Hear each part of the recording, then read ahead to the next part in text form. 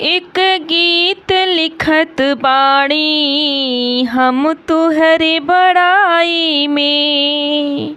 एक गीत लिखत बाड़ी धन तुहरे बड़ाई में। एक गीत लिखत बाड़ी धन तुहरे बड़ाई में। जब से तू घर में आई हो फुलवरिया बन के छाई गओ। जब से तू घर में आई हो गयो फुलवरिया बन के छाई गयो। गुलजार चुअत बाटे हमरे अंगनैया में। गुलजार चुअत बाटे हमरे अंगनैया में। एक बात कहत बाटी तुहसे भोर हरिया में। पिया बात कहत बाटी तुहसे भोर हरिया में।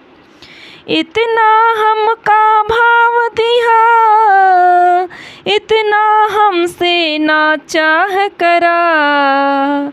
इतना ना हमका भाव दिया इतना हमसे ना चाह करा। इतना हमसे ना चाह करा। दिन रात गड़त बाटी सासू की नजरिया में। दिन रात गड़त बाटी सासू की नजरिया में। दिन रात गड़त बाटी सासू की नजरिया में। हम साच कहत बाटी सावन के अग्नि से। रानी साच कहत बाटी सावन के अग्नि से।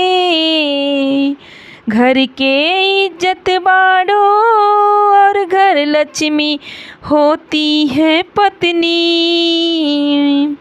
घर के इज्जत बाटो और लक्ष्मी होती है पत्नी। घर लक्ष्मी होती है पत्नी। घर लक्ष्मी होती पत्नी। दिन दुगुन रात चौगुन साथ देती है कमाई में। दिन दुगुन रात चौगुन साथ देती है कमाई में। दिन दुगुन रात चौगुन साथ देती है कमाई में। पिया चूल्हा चौका बर्तन हम ही पे आवत है। पिया चूल्हा चौका बर्तन हम ही पे आवत है। कितनो करी ननदो के मन ही ना भावत है। कितनो करी ननदो के मन ही ना भावत है। बड़ा नखरा दिखावा थी नन्हवे के उमरिया में। बड़ा नखरा दिखावा थी नन्हवे के उमरिया में। नन्हवे के उमरिया में बड़ा नखरा दिखावा थी नन्हवे के उमरिया में। धन अपनी अपनी बुद्धि से सब जियत बाड़े हो। रानी अपनी अपनी बुद्धि से सब जियत बाड़े हो। गम मारे रहा रनिया ई आपन नियत बा। गम खाए रहा धनिया ई आपन नियत बा। गम मार रहा रनिया, ई आपन नियत बा।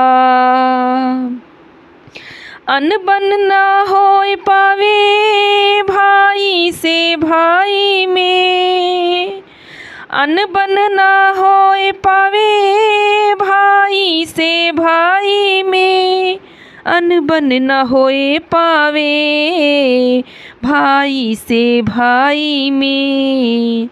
एक गीत लिखत बाणी, धन गीत लिखत बाणी, हम तुहरे बड़ाई में। रानी गीत लिखत बाणी, हम तुहरे बड़ाई में। रानी गीत लिखत बाणी, हम तुहरे बड़ाई में। हमारा यह गीत कैसा लगा? अच्छा लगा तो कमेंट में बताइए। ज़्यादा से ज़्यादा शेयर करें, सब्सक्राइब करें।